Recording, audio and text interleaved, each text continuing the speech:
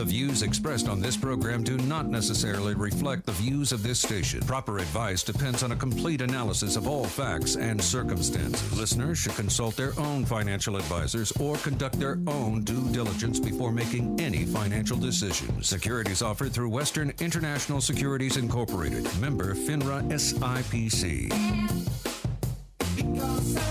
This is Financial Myth-Busting with Don Bennett, where politics and the economy intersect. And good morning. We're live here on a very wintry day in Washington, D.C., and we've got a great show.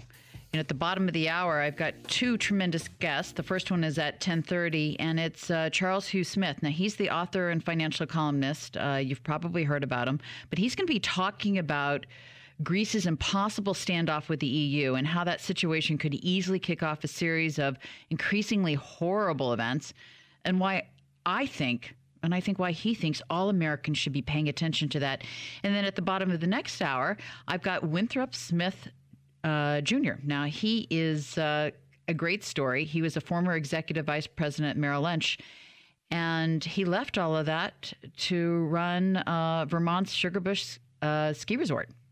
I'm an ex-skier, so it'd be great to be able to talk to him. But I do want to know why he would leave a high-paying Wall Street gig to work full-time at a failing ski resort at the time when he went.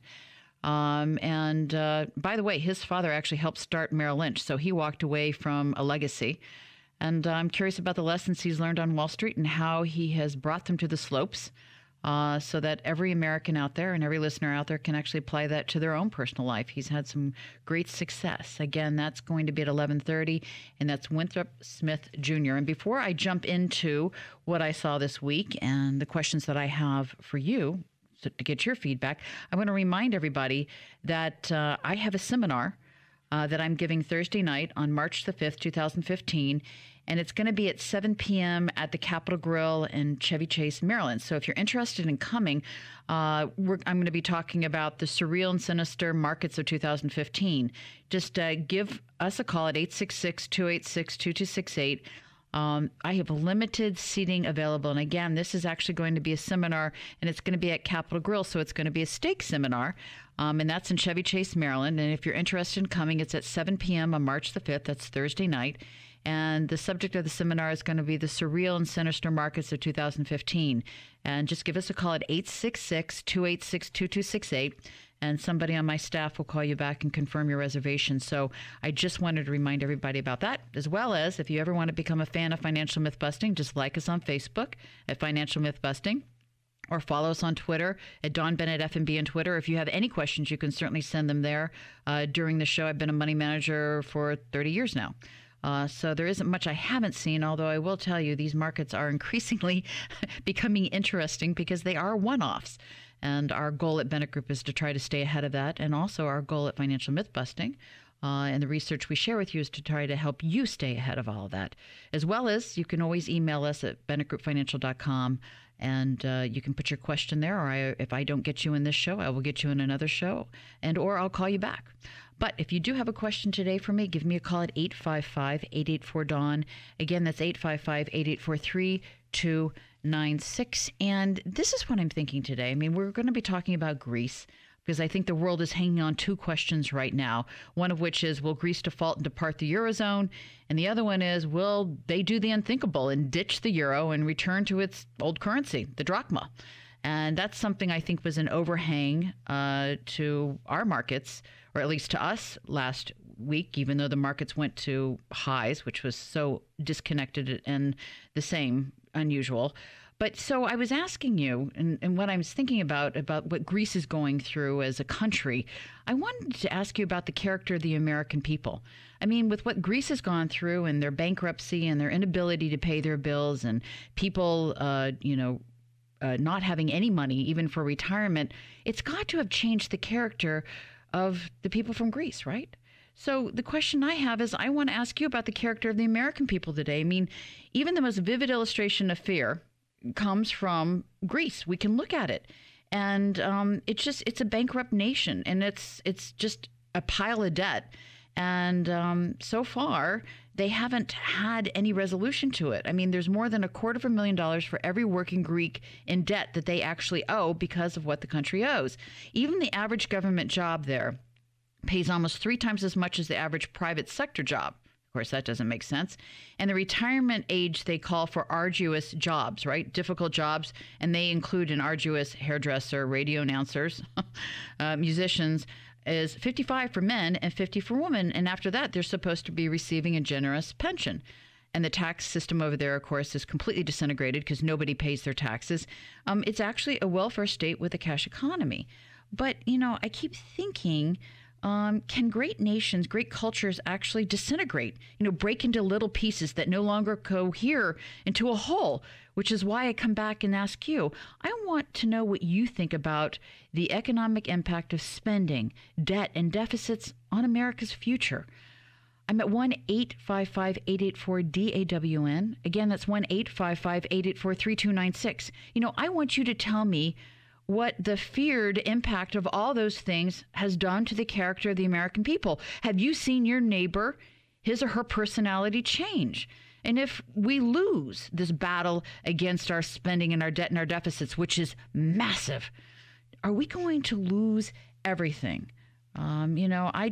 Much of me keeps thinking all this pressure, it's got to be getting to us somehow in some way. And I want to hear from you on that. And again, I know I'm kind of backing into the Greek story, but because the Greek state, it's corrupt.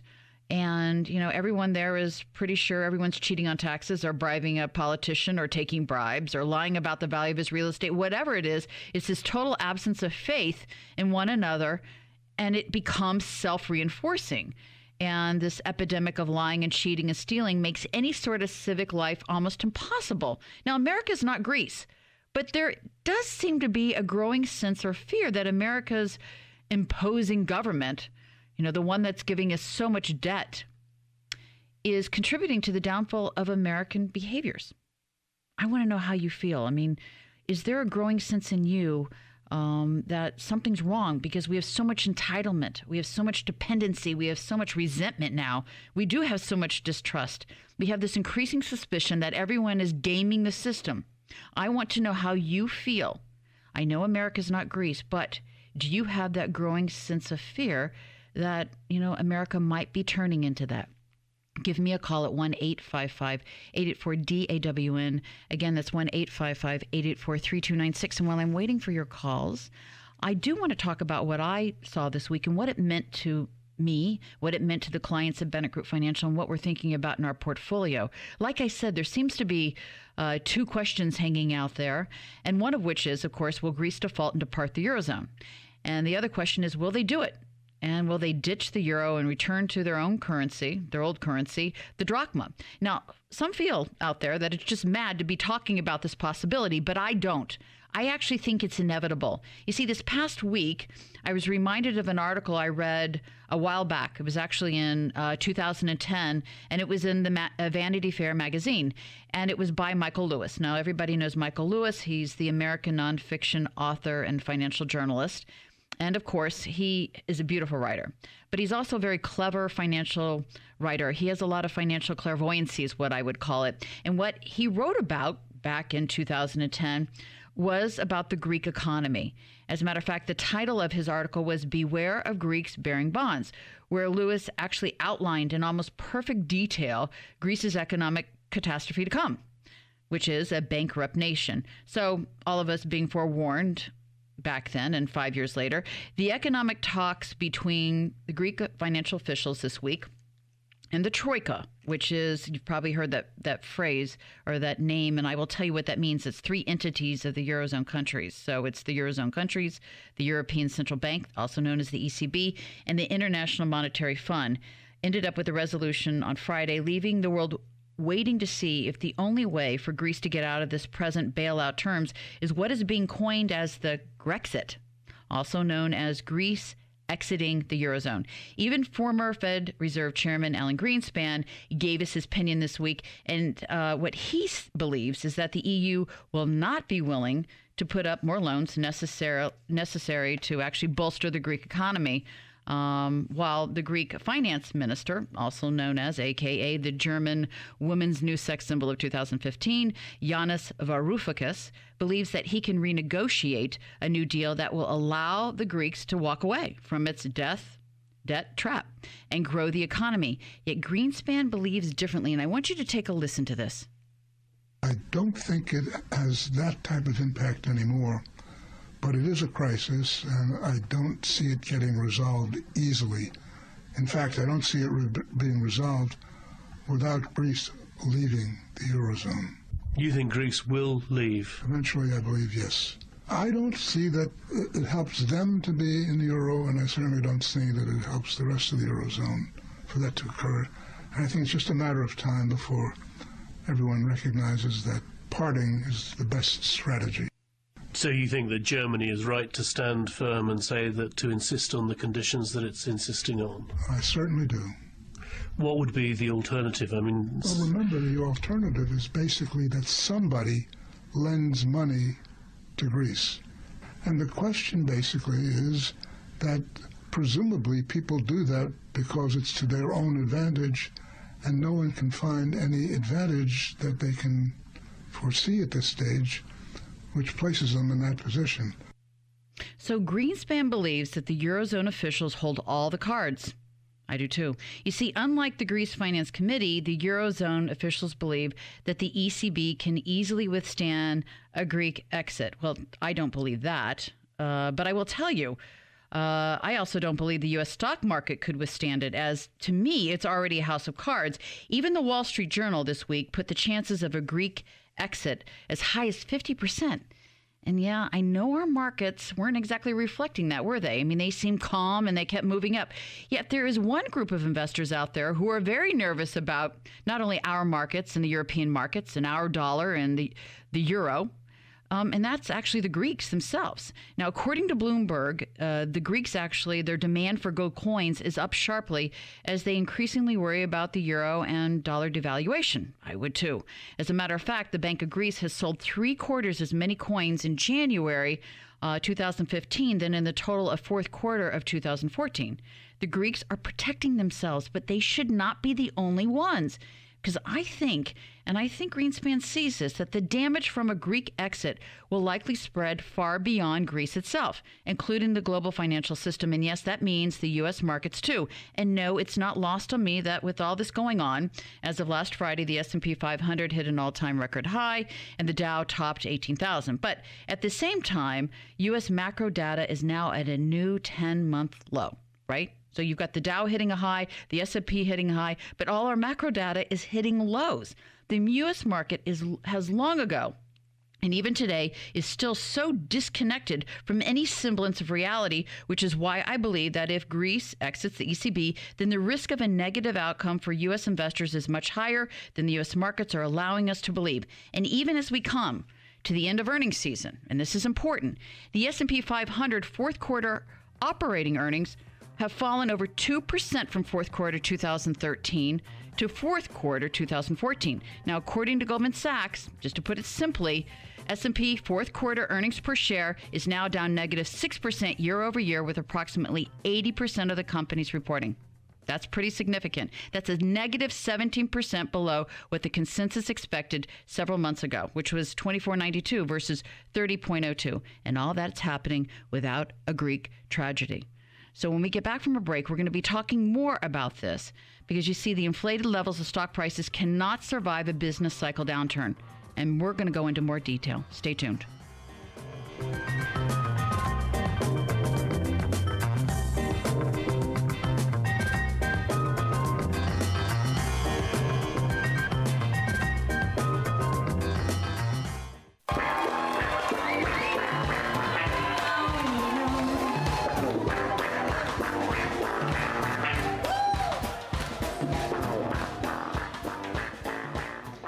And we're back, and we're talking about how the S&P and the Dow hit all these new highs, but the macro data is actually at 10 months low. As a matter of fact, the earnings per share for the S&P 500 fourth quarter, and this is with approximately 80% of the companies having already reported, well, they're down negative 6% year over year.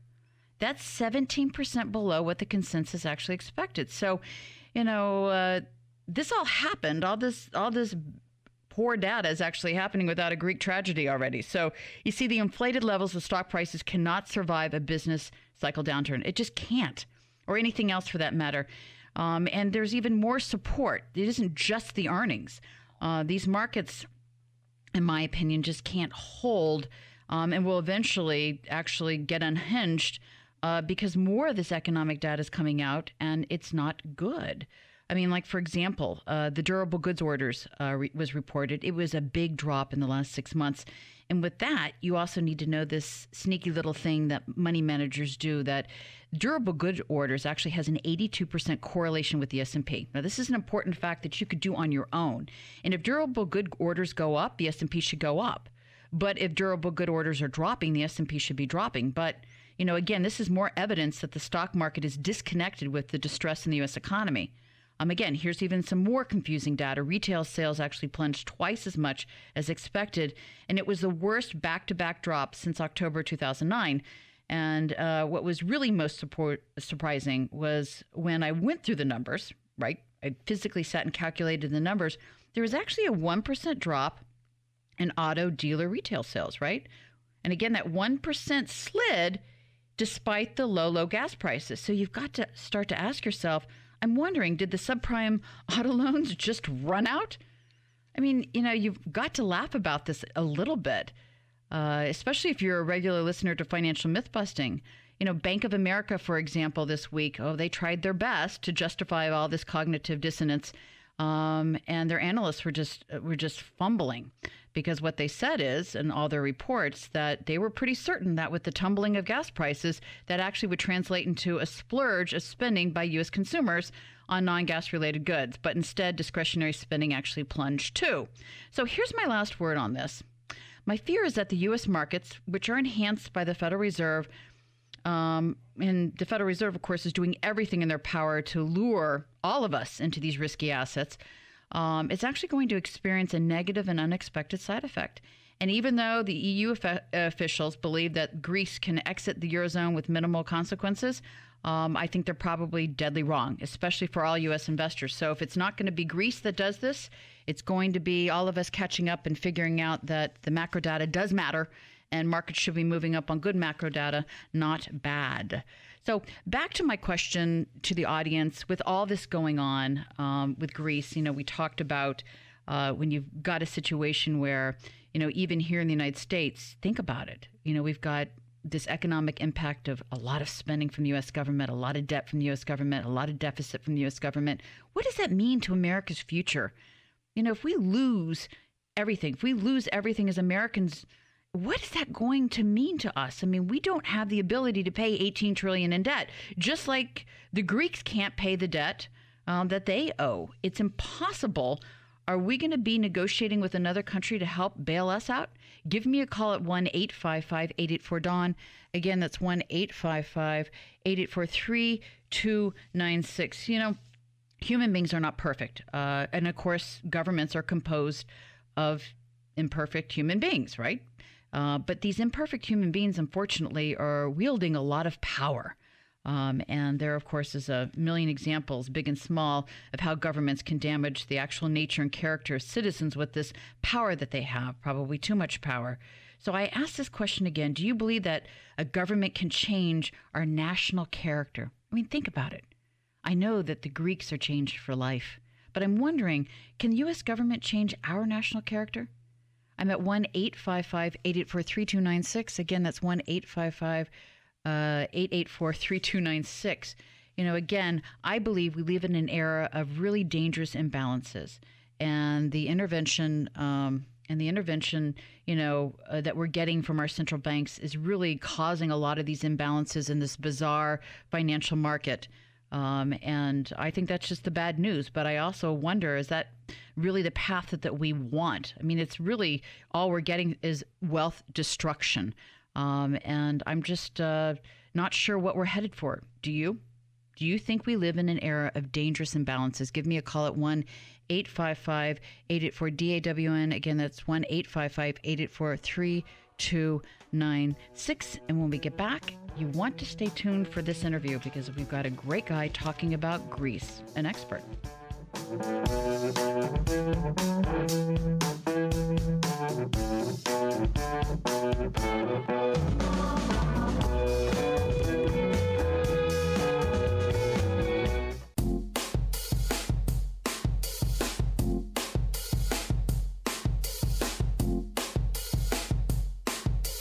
The views expressed on this program do not necessarily reflect the views of this station. Proper advice depends on a complete analysis of all facts and circumstances. Listeners should consult their own financial advisors or conduct their own due diligence before making any financial decisions. Securities offered through Western International Securities Incorporated. Member FINRA SIPC.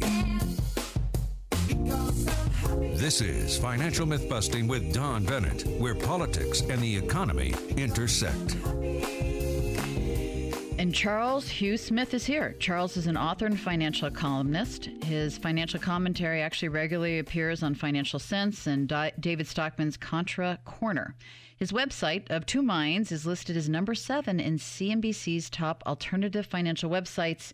And he's also the author of 7 financial novels. And he's got a strong opinion regarding Greece and its impossible standoff with the EU and how this situation could kick off into a series of horrible events and why Americans need to be paying attention. And this is where I want to start today. Charles, welcome to Financial Myth-Busting. Thank you, Don. Glad to be here.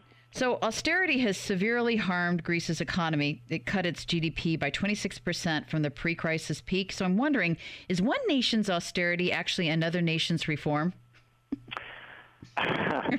Well, we would like to think so, and it can be, but it's not necessarily so. And I think that, like a lot of the things that we tried to do here, or our government tried to do here in the U.S. after the 2008 financial crisis, they were attempting to reform broken systems, but a lot of us feel that those reforms were superficial and really didn't fix what was broken. And so I think that's the same thing going on in Greece, that from what I gather, and I have not been in Greece personally to, report from the ground, but from what I gather, their tax system is still broken. They still have a very corrupt economy.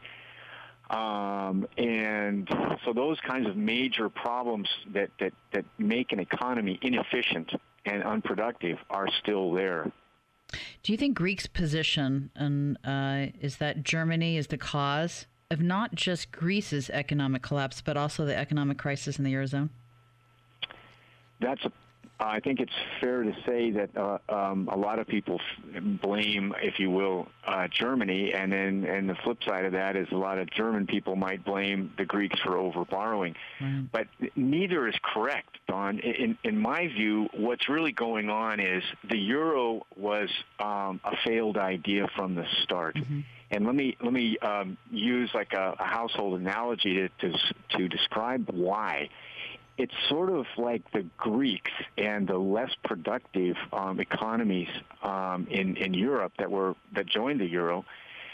They sort of got the credit card of their rich cousin. It's because the euro sort of slapped one value on every nation's economy. Mm-hmm. And so a nation like Greece was able to borrow at rates that were as low, or nearly as low as their rich cousin Germany, but they didn't have the economy to support that debt. In other words, it was really obvious. They don't have the same productivity. They don't have the same huge export engine. They don't have the same efficiencies in governance and the way the economy works that the northern European countries have. So it was inevitable that when you give your poor cousin an unlimited credit card with low interest rates, guess what? They're going to run it right up to the max. That's exactly what Greece did. So the problem is that the currency market exists as a market. In other words, what does the market do? The market has price discovery. It discovers the price of virtually everything, risk, credit, profit streams. It prices all that stuff. And so normally what should happen is a country with lower productivity like Greece, the currency would be low. And so that would mean that imports were expensive for the Greeks because their currency was weak. And then their exports would be cheap for other countries. And that's basically how it works if you have independent currencies. But when you slap one currency on a bunch of different countries with completely different economies, then you get this kind of ridiculous imbalance. And so, in my view, Greece is it's hanging on to the euro, but the euro is basically a concrete life preserver. It's dragging them right down to the bottom. But you're arguing that the Greeks should actually leave the euro and then go back to the drachma, but then peg their drachma to the dollar. Now, isn't that like pegging your currency to another sinking currency? Well, I'm kind of a fish swimming upstream here in alternative financial media, if you will, I've been calling for the dollar to strengthen against other currencies for the past 4 years. Short term or long term? Well, I'd say out to 10 years. Wow. Beyond that, we don't know. But it's people have a lot of different explanations for that. But currencies are sort of like any other commodity. If there's a huge oversupply, then the price drops. And if there's a shortage, then the price goes up. Mm-hmm. And believe it or not, there's actually a shortage of U.S. dollars in the global economy for a lot of different reasons. And so that's why the dollar is strengthening. And also people look at, sort of like your national health, if you will. It's sort of that your currency is kind of your thermometer reading on your national economy. And despite all of our many well-known problems here in the States, our economy still has a fair amount of really solid things compared to other nations. There's still a trend to innovate here. There's still a possibility of solving problems on the local level. And we still have a lot of resources and that kind of thing. So compared to, say, China, Japan, or the Eurozone, we actually are looking pretty solid. So what's your take, though, on the de-dollarization that's going on worldwide that, has really picked up the pace, these bilateral agreements that are going on, even with our own allies, with China, for example, to do business in the renminbi, or OPEC, not using the OPEC dollar anymore, going to the renminbi, going to the ruble, going to gold and silver to transact business. How do you explain that with your theory? Well, I think that all that de-dollarization is definitely a trend, and from the point of view of those people pursuing that, we can perfectly understand it, that they're tired of the dominance, if you will, of the U.S. dollar and therefore of the U.S. and the global economy. And so they're trying to bypass that dominance to benefit themselves. But to really answer, we have to break down what money does. And this is any kind of money, whether it's gold, silver, dollars, beads, you name it. It works as a transactional device. We can exchange goods and services using this money without having to barter or figure out the price and other things. So it makes transactions easy, and then it also acts as a store of value. And so the dollar plays, of course, both roles. And so what I see a lot of people missing in the de-dollarization is you can get rid of the dollar to transact. Like you can buy oil with renminbi and so on. But that is not really the same as using money as a reserve. And so that's why when we talk about the U.S. dollar being the world's reserve currency, that's the currency that countries tend to hold on to prop up their own money and their own credit expansion. Yeah. I was just going to say, okay, so I get where you're going with this, but to be the international reserve currency of choice, you have to have a strong political system and a strong economic system. Are you just saying those two elements in the United States are just stronger than anyone else's right now, and you think for the next 10 years it's going to be that way? Or do you think de-dollarization is going on because they see weakness in both of those elements in our country? I think that, and again, this is just an opinion. It's a very squishy thing because currencies are valued by so many different factors. It's really complicated. But I would say that they want to de-dollarize because we're too strong. that they don't want to be dominated by the U.S. dollar, and so they're trying to de-dollarize because we're so strong. And, it's interesting. We, as Americans, we know our own problems very intimately, and we know they're huge. Mm-hmm. We know we're not solving them. Like, we're not taking care of our own debt crises. Right. We're not taking care of our own lopsided political system. But the American people and the American economy, despite all these problems, are still quite productive, and we are quite adaptable. And if you compare our system of governance with all of its problems to a command economy like China, the Chinese are just pouring out of their own country. Just, anybody with any money at all is fleeing as fast as they can. And we all know they're buying houses in the U.S. and Canada because they know their system is corrupt and rotten to the core. And you could say, well, our system is corrupt and rotten to the core, but we're still way more adaptable than these other countries that are just stuck in a system that's failing, and there's really not a lot of impetus or cultural values that support the kind of reform they need to get through the next 10 years. And so that's the basic answer, is despite all of our problems, we still have this engine of ingenuity and innovation. And it's of course under a lot of pressure from all the all the problems we have, but it's still a lot bigger and more powerful than the innovation engines in other countries. So Greeks, are they not adaptable enough? Do they not have enough ingenuity? I mean, you've argued, I've read some of your pieces, that it would be impossible for Greece in the event it wants to stick with the EU and the euro to even pay off a tiny bit of their debt in euros. But, again, that's not... I'm a little confused, because if you tie that back to the United States, we have a much larger economy than Greece, but our debt is just massive. I mean, I don't know how we're going to escape that either. Right.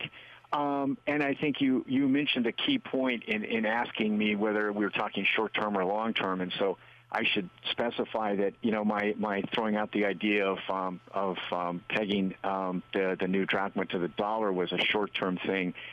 And, it's interesting, Don, that I don't know how many other countries use other currencies. Like, I don't know anybody in Asia that uses the Chinese, renminbi for their currency. I don't know anybody on the Eurasian subcontinent that uses the euro, but there's a lot of countries that use the dollar for their own currency. Ecuador, Panama, East Timor. I mean, in other words, when a country gets into real problems, then switching to the dollar or pegging to the dollar provides some stability, because everybody in the world knows what a dollar's worth, and they know that they can wake up at least, in a short term and find that their dollar is still worth what it was last week, in general, right? It's not going to suddenly be devalued by 50% like the Russian ruble.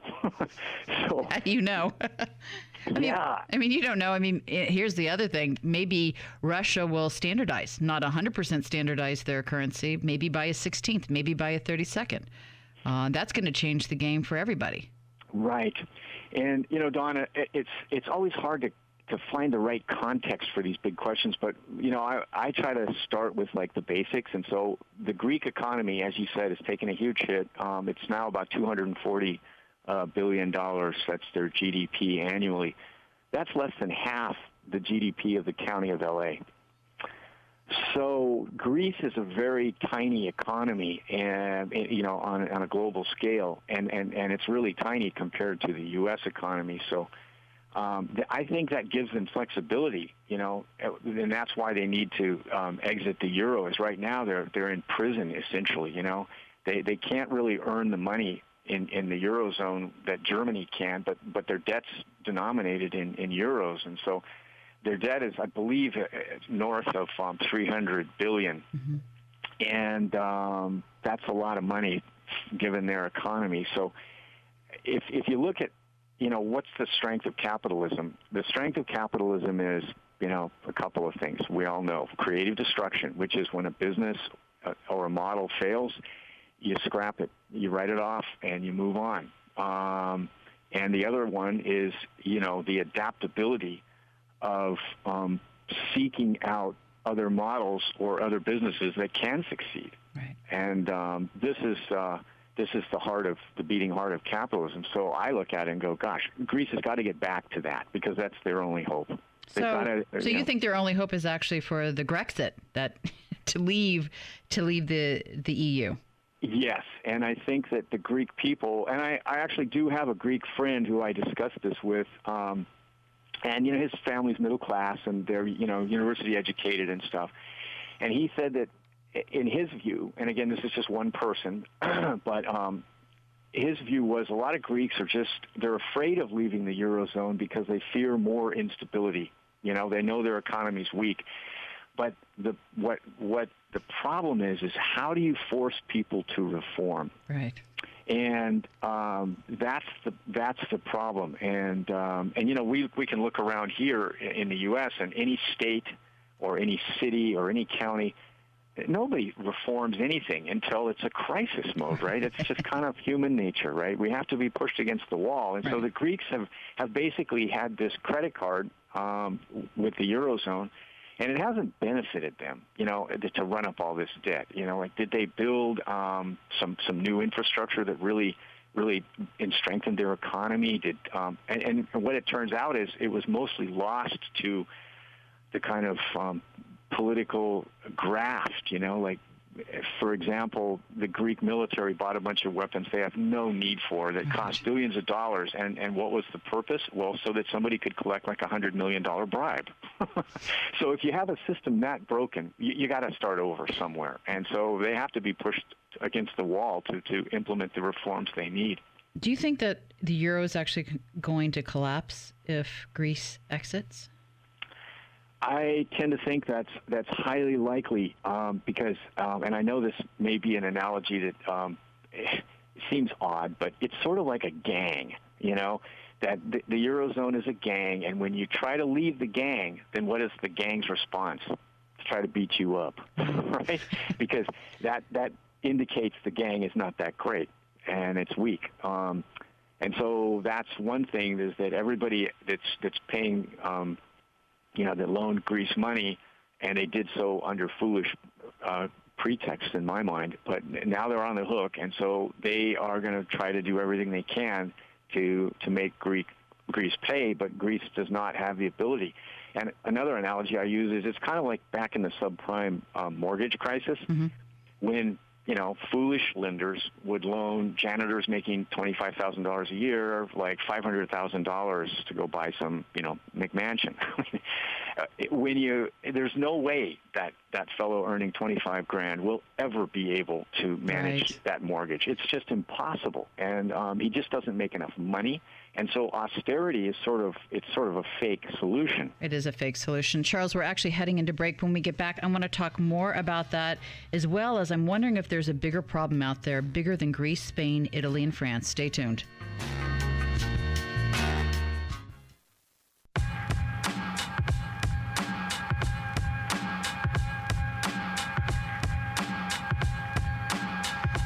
And this is Dawn Bennett. We're back with Charles Hugh Smith, and his website of Two Minds is a great website. You should read it. It's actually a great alternative, financial alternative website. So, Charles, here's what I wonder. I mean, do you fear that a Greek exit will actually have unexpected side effects that aren't evident actually to the ECB policymakers? And I'm wondering also, what about the possible contagion? Right. That's an excellent question, Dawn, and I think that's really the question everybody that's thinking seriously about this issue has that same question. What's it going to do to the rest of us? Yeah. And so I think that we go back. I think there's two things that we can use for context. One is the idea that the euro is just inappropriate. It's a broken model because it tries to smooth out all the differences between economies that actually need to be differentiated by market discovery of price, of the value of those economies. The other one is that the global debt crisis that flared up in 2008. We all know it hasn't been solved. In fact, it's gotten worse. I think globally, you probably know this better than I do, but I believe global debt has doubled in like the last 6 years. Right. So we've tried to solve the debt crisis by adding more debt. That's obviously not a winning proposition. And so, in that sense, Greece is simply one example of, as we both know, virtually every nation has overborrowed in one way or the other, whether it's in shadow banking, whether it's private debt, or whether it's government debt plus, private debt. So nobody in the leadership roles of the global economy, nobody's figured out how to solve this correctly, which is putting a limit on solving debt by borrowing more. And so that's where the Greek leadership, the guys that just got elected, whatever else we think about them, they have admirably stated Absolutely. the truth. Yeah, I agree. We're bankrupt. They just said, we're bankrupt. And it's like, hallelujah. Finally, somebody said something truthful. Charles, here's my last question. Isn't the bigger problem, one that's actually bigger than Greece and Spain and Italy and France combined, isn't it our $9 trillion $9 trillion US dollar carry trade? Well, that is definitely having a huge impact, and what that seems to be doing is strengthening the dollar, because the $9 trillion was borrowed in U.S. dollars, and now that the Fed is no longer printing money through its quantitative easing, and the U.S. trade deficit's declining, then the U.S. is actually pushing a lot less money out into the global economy. So now there's a shortage of dollars. And so that's why people like me say, well, the dollar could rise another 50%. Easily, and the euro could fall to like sub-dollar. It could be like, who knows how low it could go as people start exiting the euro because they realize it's their national survival depends on having their own currency again. But isn't it when you borrow in U.S. dollar, you're effectively shorting the U.S. dollar? So when the U.S. dollar rallies, you have to cover your short or it's going to blow up. That's right. And so that was a brilliant trade from like around 2010 to mid-2014 because you could, the dollar was falling in value, so you could borrow and then pay it back, with other currencies. Right. Basically the dollar kept getting cheaper. Well, now that it's up 17%, that trade is reversing, and it's causing, as you say, a short covering rally. But I don't see it changing. For the dynamics are there. The Fed has to end its QE for a bunch of other reasons, and the trade deficit is dropping because the U.S. is producing a lot more of its own energy, regardless of the price of oil. So we're not pushing enough dollars out there to satisfy the need to cover those now catastrophically bad bets. Charles, we've got about a minute and a quarter left. Given what you write about and what you talk about, what's your strategy for preserving wealth in this environment? Well, number one, move money out of any currency into the U.S. dollar. I know that sounds weird given our problems, but that's the reality for the next couple of years. And invest in real businesses in North America that generate a revenue stream. Yeah, I agree with you. That's why private equity is doing so well. Yeah, and do what you can to create multiple income streams for yourself. Don't just depend on one job or one small business. Try to get something else going so that if something else is impacted by a recession, that you've got more than one lifeline. That's my strategy. What do you think about gold? I think gold plays a role of store of value that it's going to fluctuate like everything else in capitalism, but it's never going to go to zero, and that's its value. Yeah. Charles Hugh Smith, thank you so much for being on Financial Myth Busting. Appreciate it very much.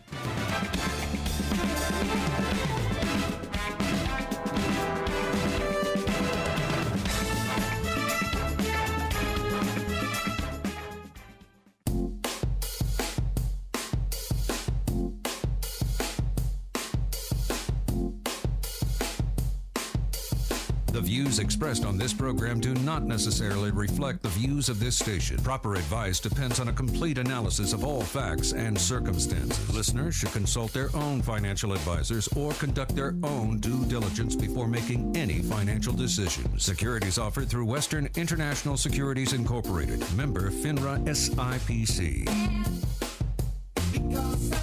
This is Financial Myth-Busting with Don Bennett, where politics and the economy intersect. And welcome to Financial Myth-Busting. We are going to be talking about the second hour, the same thing we touched on the first hour, which is these questions that are hanging around the markets, actually, in our portfolios, believe it or not. And it's all about Greece. Will Greece default? Will it depart the Eurozone? Will it do the unthinkable and ditch the euro and return to its original currency, the drachma? And again, some people feel it's just mad to even talk about this possibility and why it would even affect us, because our markets just hit new highs. But I do think it's important to talk about it because it's inevitable. And I do think that following that event, there will be contagion. This is Don Bennett with Financial Myth-Busting. And yes, we are live today. So I want to hear from you about your portfolio or any questions you might have regarding the market. I've been a money manager for 30 years, and you can always give me a call at 855-884-DAWN. That's DAWN. Or again, that's 855-884-3296. Or you can contact me on Facebook, which is Facebook at Financial Mythbusting, or Twitter, and that's Dawn Bennett, FMB on Twitter. Or just contact us the old-fashioned way. That's email. And just go to BennettGroupFinancial.com, click on the Contact Us in the upper right-hand corner of the page, and we will answer you in this show or an up-and-coming show, or I will actually give you a call next week if I think it would be better if I just answered your question directly.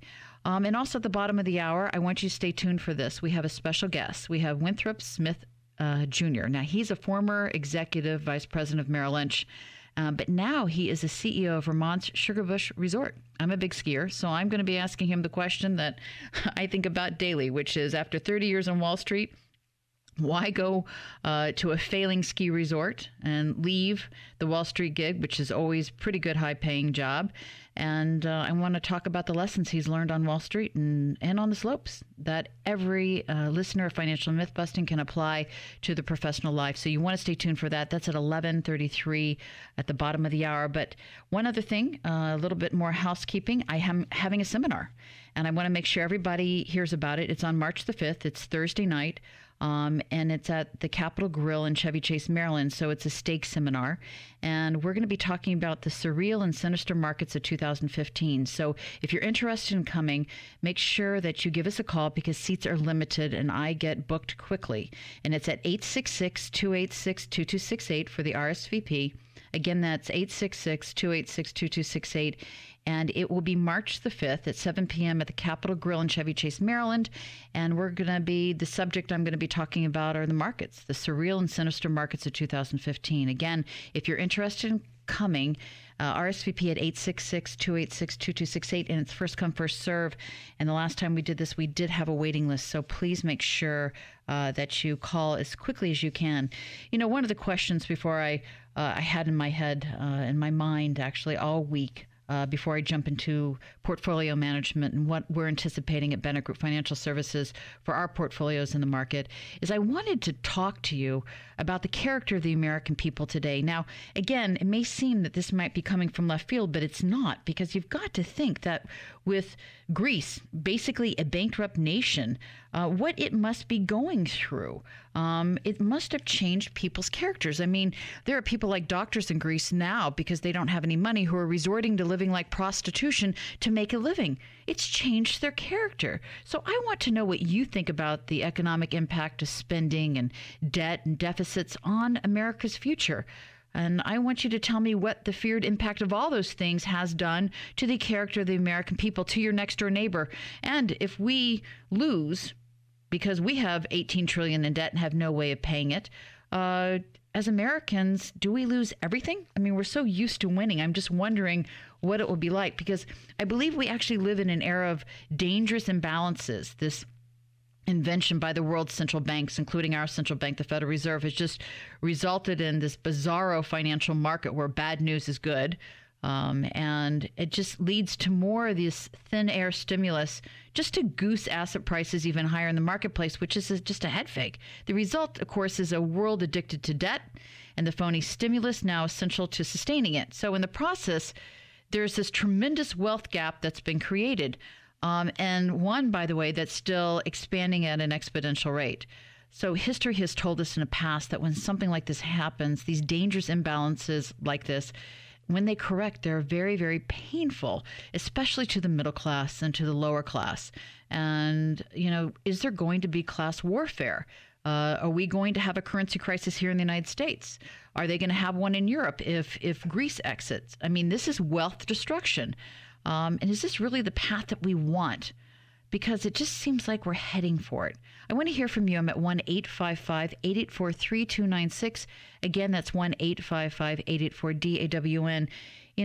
Part of the reason why people dislike the elites and why the elites, especially in Washington, have to start to be more responsive. They need to come awake. They need to start to notice. They really need to pay attention. It's because people don't like it. Americans don't like it when they begin to fear, just subtly, day by day, year by year, changing their personality, because it actually changes their character. Therefore, it changes the character of our country. And people quietly are going around thinking that with these poor fiscal policies, our macro data is poor, our earnings levels are poor, but our stock market's running up. Jobs aren't great. You just are wondering, and you're saying in your head, you're ruining our country, and you seem to be insulating yourself from the ruin. Again, do you agree with that? We had a very interesting situation, I think, that happened when, I call this wave of dismay that we're going through. And the Gallup chairman and CEO, Jim Clifton, actually wrote a scathing attack on what he calls the government's extremely misleading unemployment statistics. He publicly declared what everybody's known for a long time, that the U.S. government's economic statistics, including unemployment, are actually grossly and intentionally misstated for the purpose of making the economy appear better than it really is. And, he said there's no other way to say this. It's just a big lie. As a matter of fact, that was the title of his article. But then he goes off and does something which I think is really odd. So I want you to take a listen. Again, this is the Gallup CEO, Jim Clifton, who made such big waves and wrote an article called The One Big Lie, and it was about the unemployment data. I don't think that the government is misleading us at all. I think that the number that comes out of BLS and the Department of Labor is very, very accurate. I need to make that very, very clear so I don't suddenly disappear. I need to make it home tonight. So you don't disappear. So what's he talking about? Does he mean that he got a threat because he wrote that article from the government? Think about this. Was he worried, for example, that, this could be another situation like the S&P rating company where they got charged $1.8 billion because they downgraded the U.S. from AAA to AA? Maybe freedom of speech doesn't exist anymore. Is he scared of a lawsuit? He literally is acting duplicitous. One moment he's saying that these economic numbers, these unemployment numbers, are extremely misleading, and that everybody knows it, and there's no other way to say it. And then he comes back and he says he wants to make it home tonight. Isn't that a shame that we seem to be in a world where even, the First Amendment isn't even honored here in the United States? That's got to be it. Why would he say something like that literally a couple days after that went to print? The First Amendment, of course, is free speech and freedom of assembly. And it just seems like it's very inconvenient for Washington now.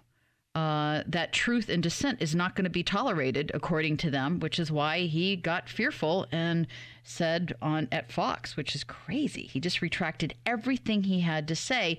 So, again, let me just tell you this, that he was right about those numbers. The BLS reported 2 Fridays ago that the jobs market actually improved. More than 250,000 jobs were actually added in January, and wages increased. This is what they said. But you've got to ask yourself, tens of thousands of Americans listen to my radio show, and I want to hear from you. Did you go from unemployed to fully employed this year? Because that's exactly what these numbers are saying. Or did your wages go up? That's another thing that these numbers are saying. Or do you know anyone who actually received a raise in 2014? Because, again, that's what these numbers are saying. I'm wondering if the BLS, this is the Bureau of Labor Statistics, actually forgot to count thousands of energy jobs that were lost. Or did the BLS choose to ignore these thousands of jobs losses, or did they just simply forget to do it, or were they told to do it? These are questions that I have because I just don't get where we're going here in America, and I don't understand why, for example, somebody like the Gallup poll chairman and CEO Jim Clifton would actually act so duplicitous and walk away from what he wrote only a couple days earlier. I mean, there seems to be this wave of dismay and disillusionment and blinding rage that seems to be sweeping across the land. But, it's scaring people. And I think that Clifton got afraid. I mean, he said he didn't want to disappear on his way home, whatever that may mean. But, that's the world we happen to live here in the U.S. So I've got to know, do you believe we're living in an era of dangerous imbalances here in the United States? I want to hear from you. I'm at 1-855-884-3296. Again, that's 1-855-884-3296. And while I'm waiting for your calls, I want to talk a little bit more about what I saw in the market this past week, because the U.S. stock markets are at a cyclical peak. And this is wild, by the way. The U.S. macro data is at a 10-month low.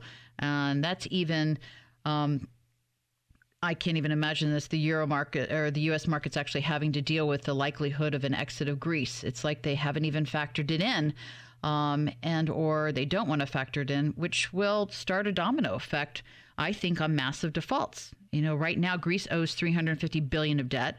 And $210 billion is from the bailout alone in the last couple of years, which also makes European banks extremely vulnerable. And Greek banks, will probably end up being nationalized, and depositors will probably likely leave other banks in the Eurozone that are perceived to have similar problems as Greece. So you got to ask yourself, why is our Dow at 18,000? Why is the S&P 500 at an all-time record high with this going on? I mean, it doesn't make any sense. The simple answer is that the Fed has done everything in its power to entice investors into risky assets.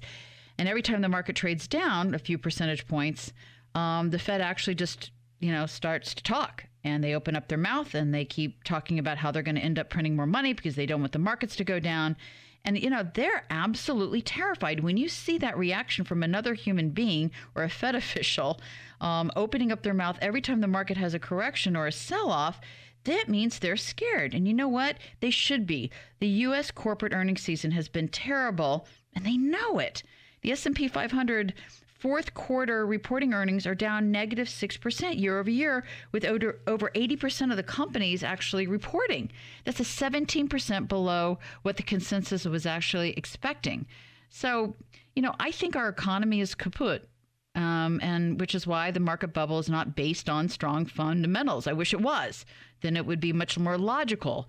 But it's more like investor complacency. That's the reason why it's running up. And I have to think that once the prevailing apathetic mood is shattered, again by more weaker U.S. corporate results, the Federal Reserve game is going to be over. And truthfully, others are seeing it too. I mean, even the head of China's Dagong rating agency, he recently said some very blunt words for the world investors and policymakers. He said that the world economy may slip into a new global financial crisis in the next few years, and that will be even worse than 2008, unquote. He says this crisis has been transmitted to the entire world through the policy of quantitative easing and the use of printing presses. So he meant China, Europe, and the United States are going to have to pay for that. Now, I think that's pretty blunt words for the world investors and policymakers, don't you? So as we go into break, I'm going to be coming back and asking you more about what happened to our freedom of speech. And do you think that actually the character of our nation is changing? Stay tuned.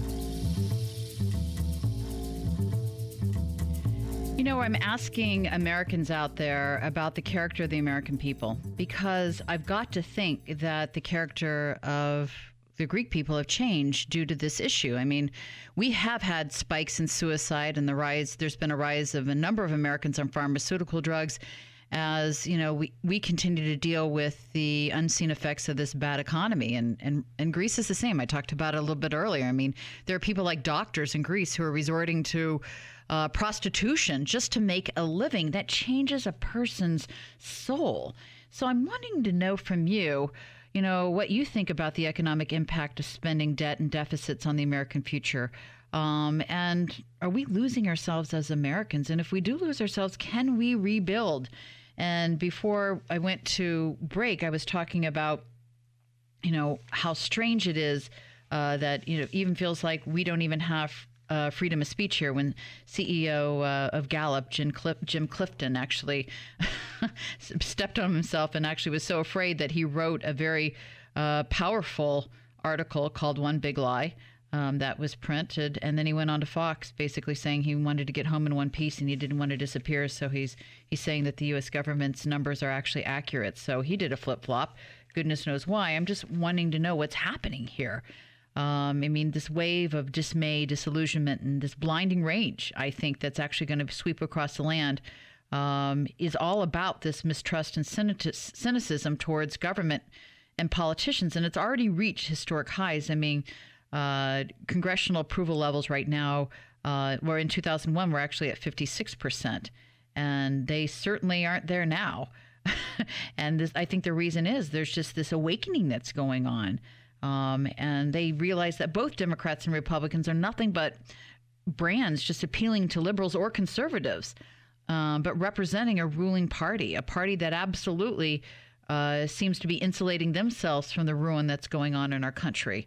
So there is that question out there is, day by day, people are starting to feel the fear, I think, don't you? And year by year, and there's going to be a change in a personality, or the personalities are already changing because it's changing the character of our nation. All the solutions implemented since 2008, which is TARP and ZERP and QE1, QE2, QE3, $800 billion stimulus plan, government takeover student loans, subprime auto loan bonanzas, waging war of choice, doubling of food stamp households, and the Wall Street foreclosures, that buy rent scheme thing, have all been designed to benefit the vested interest in this corporate regime. And it's just wrong. A lot of people are being left destitute. The average American out there is being left nearly destitute, unemployed, or underemployed. Having used all their savings, and they're stuck with declining real household income. And it's really becoming a problem out there. And I got to think that it's changing Americans. It's changing their character. Samuel Adams, who is one of our founding fathers, he profoundly wrote this quote. He says, "It does not take a majority to prevail, but rather an irate, tireless minority, keen on setting brush fires of freedom in the minds of men." Which, of course, brings me to the other issue, which is, this thing about this spate of recent poor economic numbers in the United States.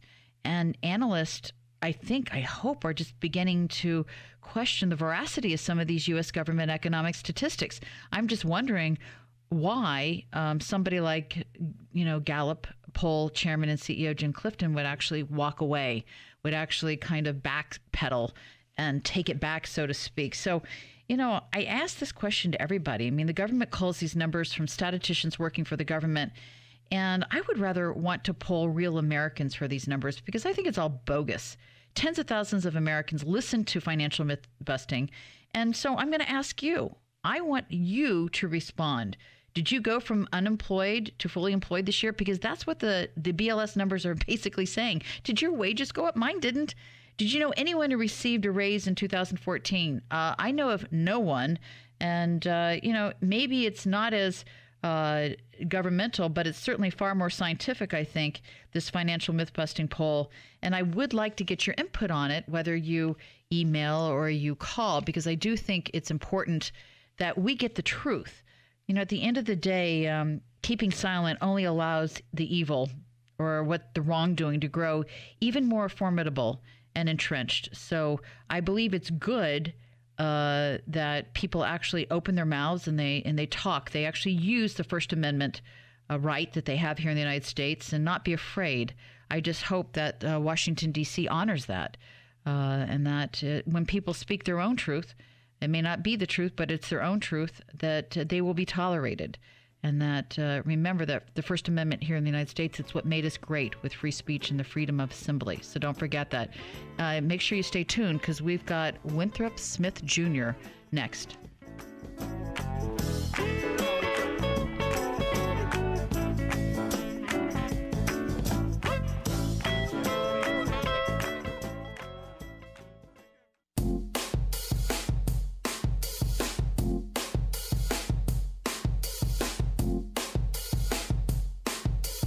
The views expressed on this program do not necessarily reflect the views of this station. Proper advice depends on a complete analysis of all facts and circumstances. Listeners should consult their own financial advisors or conduct their own due diligence before making any financial decisions. Securities offered through Western International Securities Incorporated. Member FINRA SIPC.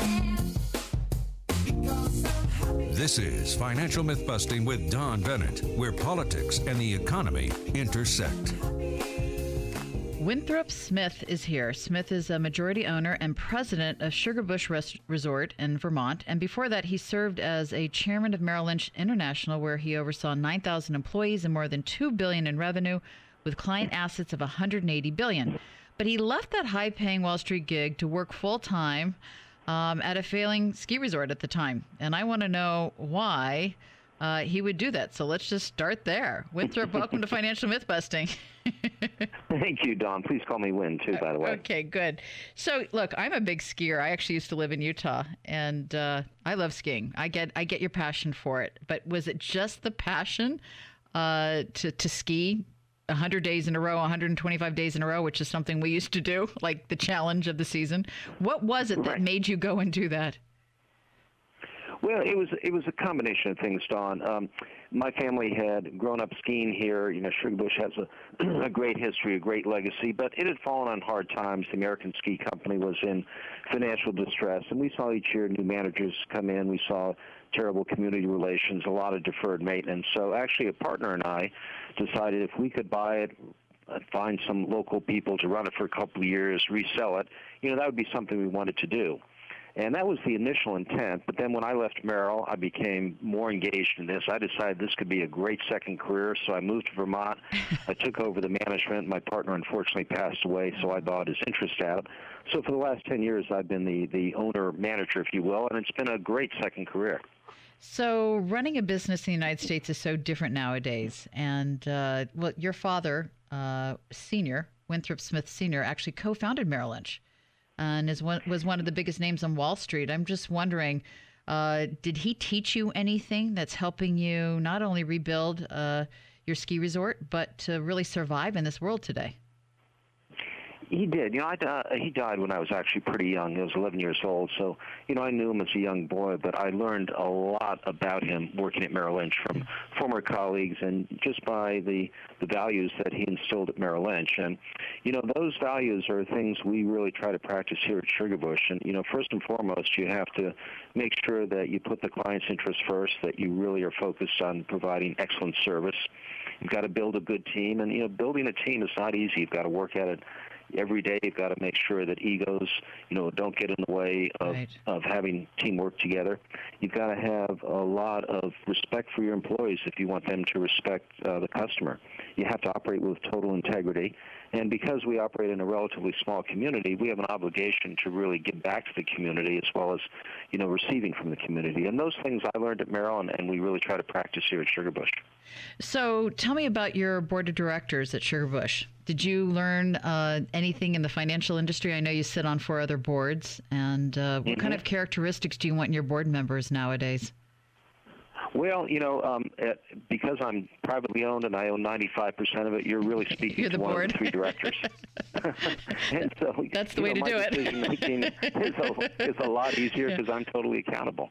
But no, I do sit on other boards. And, you know, I think as a board member, you're not going to micromanage. That's why you have a CEO and a management team. But it's terribly important that boards, you know, select the right person, they review the CEO, and they make sure that, you know, he's performing not only financially but also performing in a way that's in the best interest of the company. You know, what I think a director should be focused on more and more is not only the technical skills of the CEO but the character of the CEO. And, you know, you see so many Wall Street firms in 2007 and 8 went down not because they weren't run by smart people, but I think they were run by greedy people, and that was a flaw in character that unfortunately the boards sometimes didn't recognize. Do you think the Americans' view of the financial industry since 2008 has actually evolved? You know, I live in a pretty Main Street town right now, and people abhor Wall Street. You know, they think Wall Street was full of greedy people that brought down, you know, the financial world, almost brought it down, that created a deep depression that they're still suffering from. And it's too bad because, Wall Street serves a critical function to our economy, and it has to regain, in my opinion, the respect and the credibility of Main Street America if it's really going to survive and prosper in the future. Well, if you were back on Wall Street, what would you be doing? If you were at Merrill Lynch, what would you be recommending to regain that type of respect?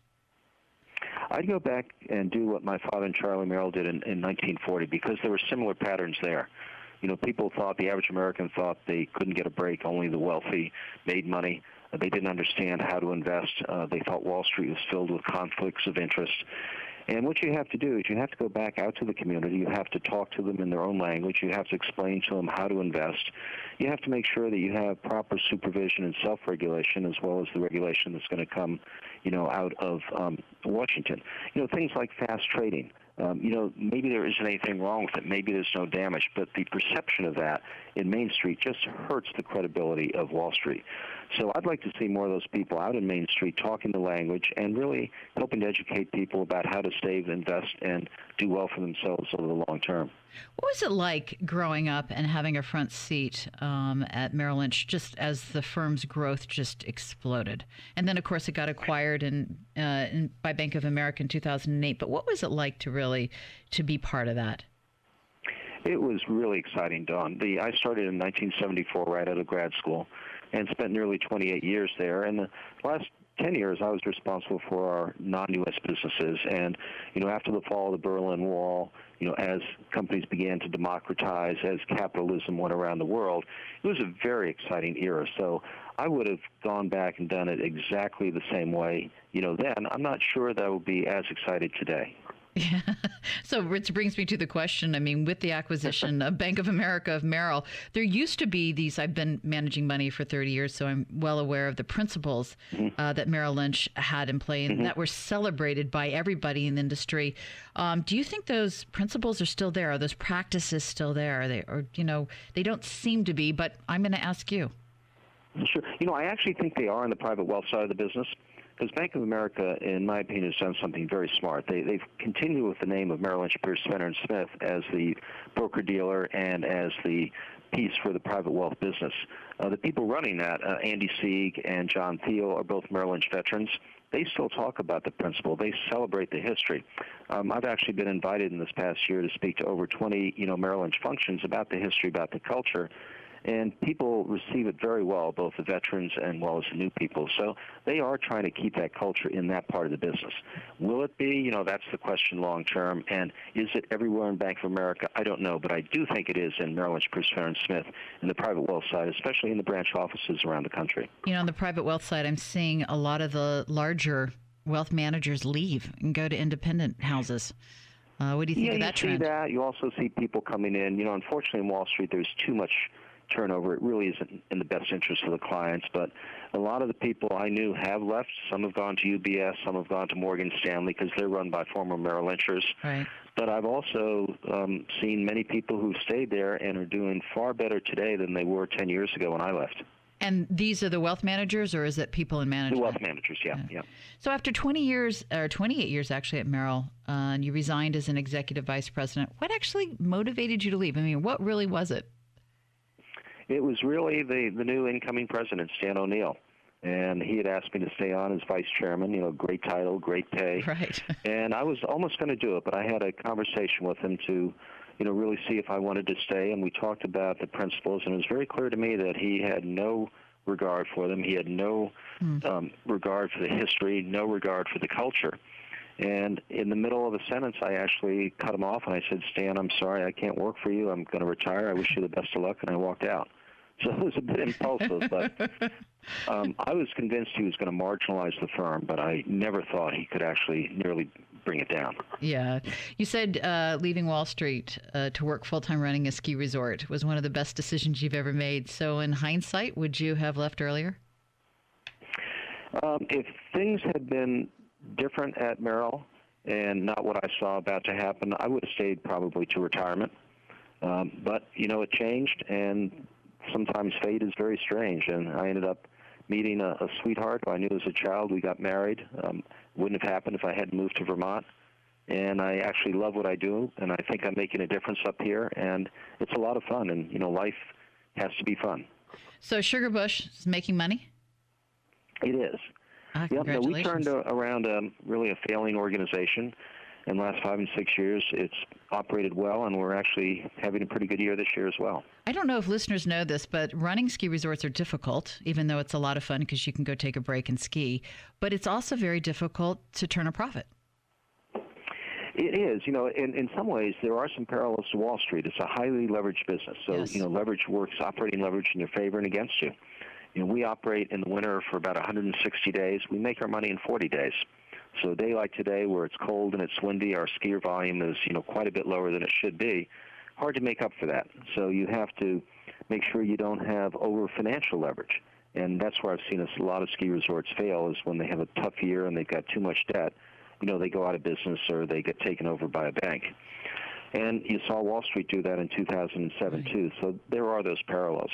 The other thing in the ski industry we've learned is we really have to diversify.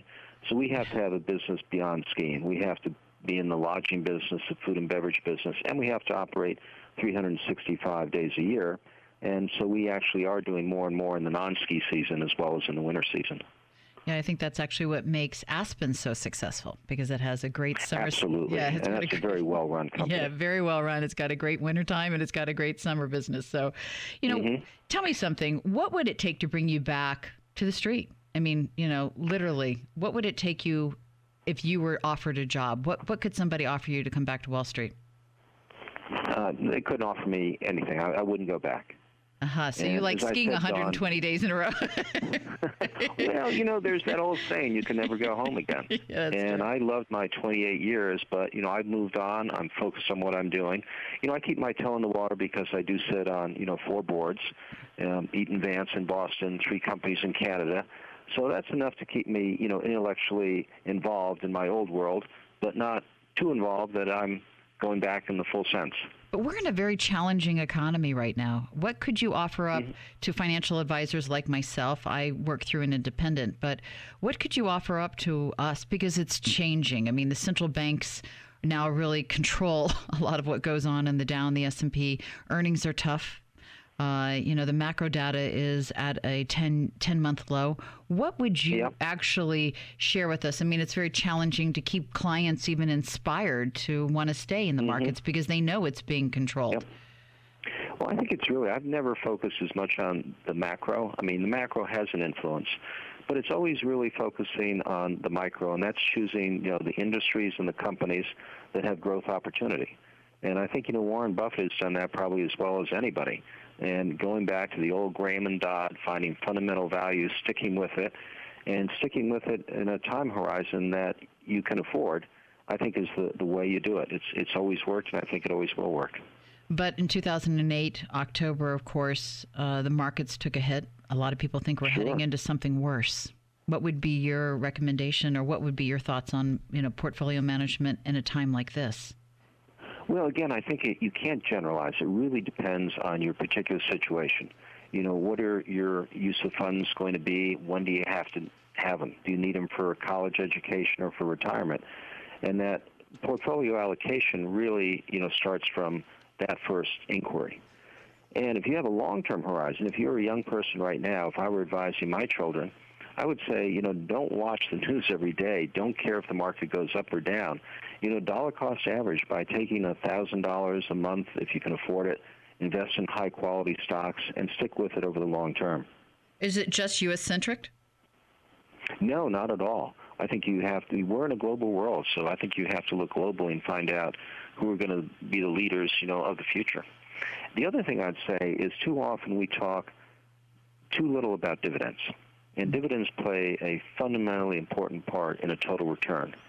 So one of the great opportunities after 2008 when the market collapsed was buying really quality stocks that had 4%, 5%, and 6% dividend yields and have a history of increasing those yields. And you can end up in 10 years with a good quality stock, with a 9 or 10% yield if you bought it correctly. But yields or dividends are actually one of the first things that a board of directors will cut very easily. If they're having a difficult year, like I was telling our listeners at the S&P 500, their fourth quarter earnings, and about 80% of the companies have reported, they're down negative 6% year over year. So I'm wondering if we are stepping into the slowdown, and what about the possibility of boards, they cut costs? Sometimes that's the first thing that goes. Well, my experience is that boards cut dividends only when they absolutely have to. And if you look at companies that have had a record of maintaining or increasing their dividend for several decades, that's the type of company I would look at. And then obviously I'd ask myself can they still remain competitive in this environment? Right. Do they have a value proposition? And if they do, then I think that's a different situation. Do you find that the financial boards that you sit on in Canada, that they have different issues, or are they the same here in the United States?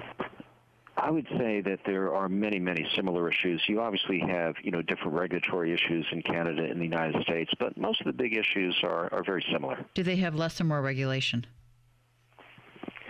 Yeah, ironically, we used to criticize the Canadian banks for kind of being old-fashioned and not going global, and they were probably the healthiest banks after 2007 and 2008 because they frankly had tighter regulation than we did in the United States here. We have so much regulation now. Government's very big in our industry. There was a statistic that I saw the other day that 40% of the broker-dealers actually closed down in 2014, and over 1,000 hedge funds closed down. So it is a different world to manage money in because you're spending so much time with the regulators, actually. Oh, yeah, and I find it, talking to my advisors at Merrill Lynch, they're frustrated because the paperwork they have to do, the extra administrative work they have to do, it takes them away from what they're trained to do, and that's to advise and manage portfolios. Do you think you'll ever take Sugarbush public? No. No, huh? No. And the reason I wouldn't is I really wouldn't want to have to worry about quarter-to-quarter earnings or year-to-year earnings. Right. As a private company, what I care about is cash flow. So do I have enough cash in my bank account to tough out a slow year? And earnings to me are irrelevant. It's all about having, the cash flow to keep this sustainable and viable and continue improving it. So you've had good snow this year? We've had excellent snow. The Northeast has been blessed this year because the West is tough. I mean, they're really having a very difficult year. It's dry, it's warm.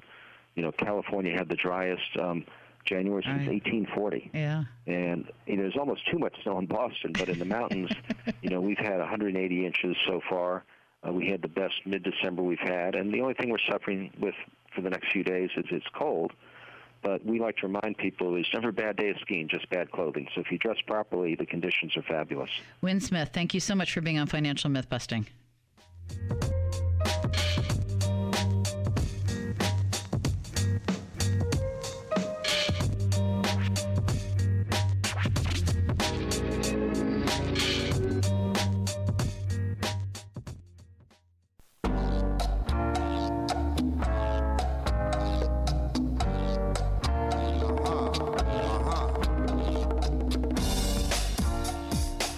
Everything that I've read and researched, that there will be some form of fallout, contagion, if you want to use that word, if the Greeks actually pull out of Europe.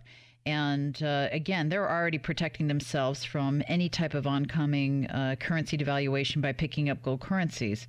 But like I said, I think the damage is actually likely to spread far beyond Greece itself. Through Europe, through the United States, in the global financial system. So for all investors out there, I'm just saying this to you. It's not 100% of where you want to put your assets, but gold can provide an important hedge against political and economic turmoil of this sort because it does affect currency directly. And odds are it's probably going to unfold in Europe over the next couple of months. So it's something for you to take a look at, as well as, global capital is looking for a place to hide. And after decades of this enthusiastic currency creation and financial engineering, there's just way too much of it for any one country to accommodate. So again, that's another reason for you to take a look at gold and see if you might have some interest in actually putting it into your portfolio. We obviously own it at Bennett Group. It's been a great investment. This year alone, we also own silver, for example, and this year alone, silver year to date is up 10.11%. It's having a great year. Gold through Friday is up almost 4%, beating all other indices out there except for silver. I mean, it's actually, I think silver is the number one performing index out there. So there's a reason why they're moving up. And like I had stated before, you've got global capital looking for a place to go because of what they've done with this enthusiastic currency creation.